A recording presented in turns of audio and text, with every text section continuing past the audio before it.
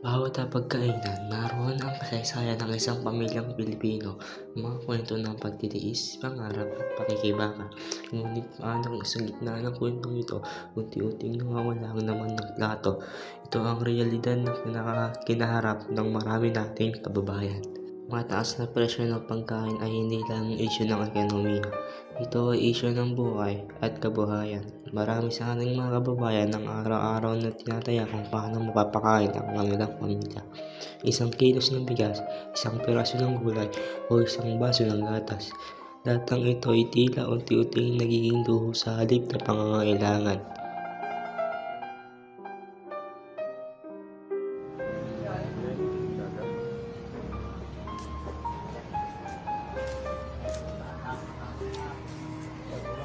Oh, ano sa'yo, Ria? Ito, 15 pesos yan. Magkaba pera mo. Wala pa akong pera ng ano. Bumalik ka na lang.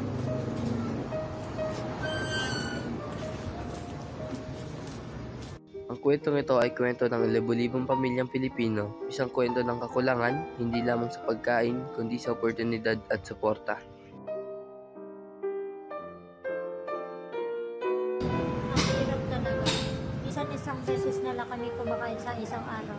May araw na tubigat kasi ng ulam namin. Pero anong magagawa ko? Kailangan na lang magtiis. Ang kawalan ng seguridad sa pagkain ay hindi lamang usapin ng gutom, ito rin ay isang hamon sa edukasyon, kalusugan at kinabukasan ng ating kabataan. Base sa pinakahuling datos, halos 20 milyong pamilyang Pilipino ang nasa ilalim ng food insecurity. Ang ibig sabihin lamang nito ay hindi sila tiyak kung saan manggagaling ang susunod nilang pagkain. At habang tumataas ang presyo ng mga bilihin, mas maraming pamilya ang naapektuhan nito.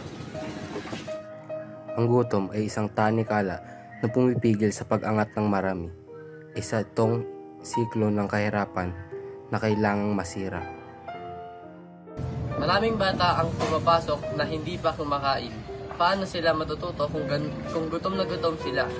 Hindi nila mabigay ang kanilang 100% sa klase.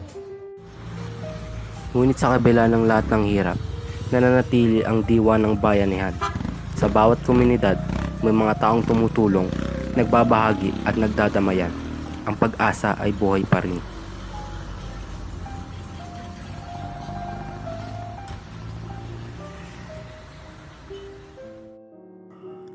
Ang walang lamang plato ay hindi lamang kwento ng gutom. Ito ay kwento ng pag-asa, pagkilos at pagbabago. Dahil ang bawat Pilipino ay may karapatang mabuhay ng may dignidad at ang bawat plato ay nararapat na may laman.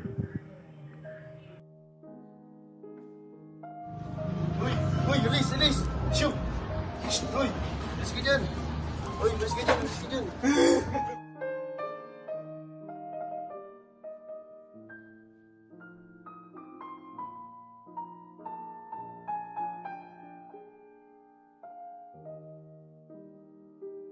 Ako si Jarvin Nugas. Ako si John Brian de Guzman. Ako si Quintin Subana. Ako si Ray G. Pelizardo. Ako si Jervin Stimo. Ako si Gian D. Ako si Kate Chanel Bustarde. Ako si Erwin Dominic Uy. At ito ang kwento ng aming bayan.